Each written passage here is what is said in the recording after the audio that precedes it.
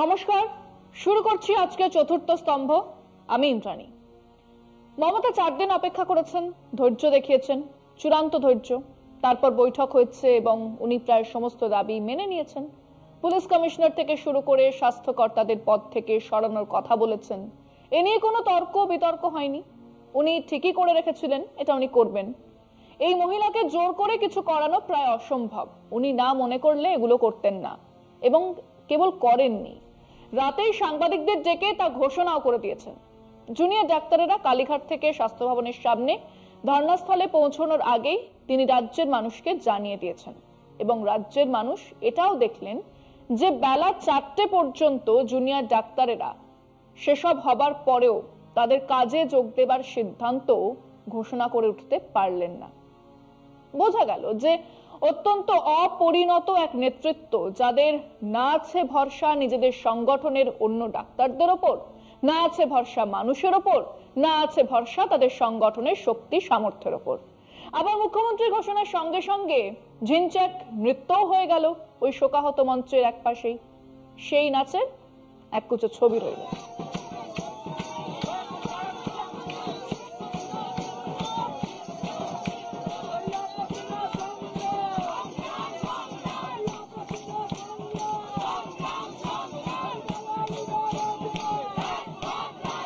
এদিকে গত 6-7 দিনে আন্দোলন বলতে তো বেঁচে ছিল এই জুনিয়র ডাক্তারদের আন্দোলন। তাকে ঘিরে সিভিল সোসাইটির কিছু মানুষের পথে অবস্থান বা মিছিল। জুনিয়র ডাক্তারদের কাজে ফিরে যাবার পরে যে শূন্যস্থান ভরাট করার মতো কোনো আন্দোলন নেই। ইনফ্যাক্ট ইস্যুটাই বাকি। বিচার তো নিয়েই নিয়েছে নিজের গতিপথ। শুরু হয়ে গেছে তার সেই দীর্ঘসূত্রিতা। সে এখন পাত্রাধারে তৈল নাকি তৈলাধারে পাত্র নিয়ে চুল ছেঁড়া গোয়েন্দাপনা জানাবে, এবং আজ বলছি মিলিয়ে নেবেন। খুব তাড়াতাড়ি হলে বছর দেড়েক পরে সেদিন যা যা বলেছিলাম তার ভিত্তিতেই ওই সঞ্জয় রায় দোষী সাব্যস্ত হবে। তখন আবার কদিন খুব আমোদ প্রমোদের সময় না হলে সেই সঞ্জয়ের ফাঁসিতে কিছু মিটিং মিছিল হতে পারে। তাহলে দাঁড়ালোটা কি? মমতা বন্দ্যোপাধ্যায় এবং তার সরকার 2011-র পর থেকেই প্রথম তাদের সব থেকে বড় ফাঁড়া, সব থেকে বড় বিপদটা কাটিয়ে উঠতে পারলেন। প্রথম এবং প্রধান অভিনন্দন প্রাপ্য বিকাশ রঞ্জন ভট্টাচার্যকে। এই মামলা সিবিআইয়ের কাছে না গেলে চোখ বন্ধ করে দেখুন অবস্থাটা কি হতো। তখন তো আর বলাই যেত না যে ভাই সকল তদন্ত সিবিআইয়ের হাতে, নজরদার সুপ্রিম কোর্ট, কাজেই শুধাও না মোরে শুধাও না। বরং মিছিলের পর মিছিল আছড়ে পড়তে পারতো যে এই খুন ধর্ষণের জন্য অমুক অমুককে কেন গ্রেফতার করা হচ্ছে না, উনি কেন পদত্যাগ করতে পারছেন না।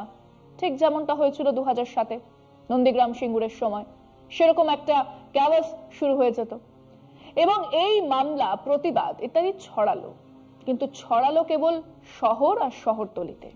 কাজেই মমতার ভোট ব্যাংক অটুট রইল, আর যেটুকুও বা হারাতে বসেছিলেন সেটাও ভাগাভাগি হয়ে গেল। ফিরছে একটা বিরতির পর, সঙ্গে থাকুন। জুনিয়র ডাক্তারেরা কি পেলেন? 34 দিনের আন্দোলনের শেষে কিছু আশ্বাস, আর যাকে শিরদাঁড়া দিয়ে এসেছিলেন তার ট্রান্সফার। মাথায় রাখুন, সাসপেনশনও শাস্তি নয়, আর এত ট্রান্সফার। তারা পেলেন শহুরে মধ্যবিত্ত আর উচ্চবিত্ত মানুষের এক বড় অংশের সমর্থন, যারা কেবল তাদের ট্যালেন্ট, সুপ্ত প্রতিভা দেখাতেই নাচ গান আবৃত্তি শুনিয়েছেন, মিছিলে হেঁটেছেন, ফোন পেতে টাকা পাঠিয়েছেন। যাদের পেট ভরা খিদে আর মাথা ভরা চিন্তা নেই, সেই তাদের সমর্থন পেয়েছেন। জুনিয়র ডাক্তাররা খেয়াল করলেন না তাদের বিরুদ্ধে দাঁড়িয়ে গেছেন এক বিরাট সংখ্যক সাধারণ গরিব মানুষ, যাদেরকে বোঝানো হয়েছে যে এই ডাক্তার বাবুরা তাদের চিকিৎসা করেননি, দিদি তাদেরকে বাবা বাছা করে কাজে ফেরালেন। মানে জুনিয়র ডাক্তাররা এরপর বহুবার শুনবেন যে আপনারা তো মানুষের চিকিৎসাই করেন না। হ্যাঁ, এই প্রচারটা মমতা সফলভাবে করতে বা করাতে পেরেছেন। সিভিল সোসাইটি কি পেল? জেলা বা প্রত্যন্ত এলাকার আম আদমি প্রান্তিক মানুষের সঙ্গে না থাকলেও তাদের ডাকে লক্ষ লক্ষ নাগরিক মানুষ পথে নামতে পারে। সরকার নড়ে চড়ে বসতে পারে, প্রশাসন নড়ে চড়ে বসতেই পারে। মোটের ওপর এই ঘটনাতে নতুন করে আবার বিরাট কোনো ভূমিকা না থাকলেও এরপরে এরকম ঘটনাতে কিন্তু এই বদলের গান থাকবে।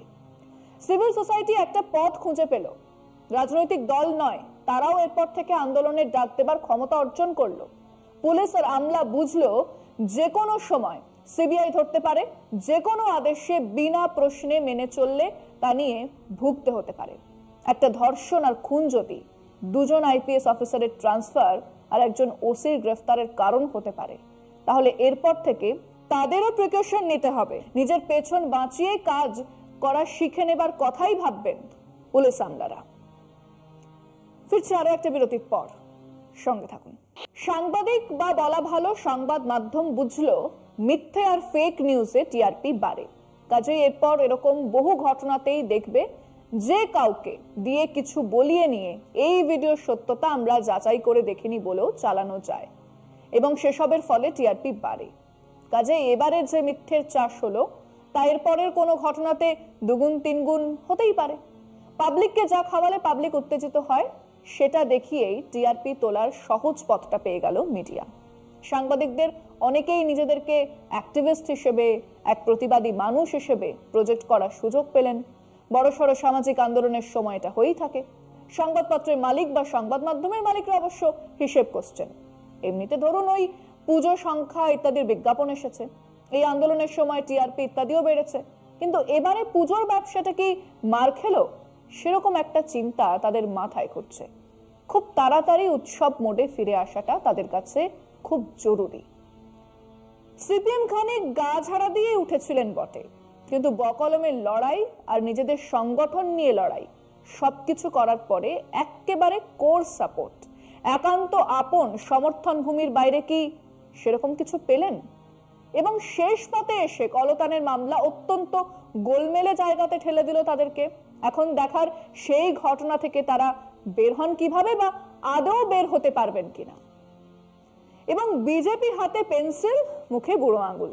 এই সেদিনও ছেলের বিরুদ্ধে যৌন লাঞ্ছনার অভিযোগ সামলাতে ব্যতিব্যস্ত মিঠুন চক্রবর্তীকে বাজারে নামানোর পরেও বিজেপির বাজার যেই কে সেই।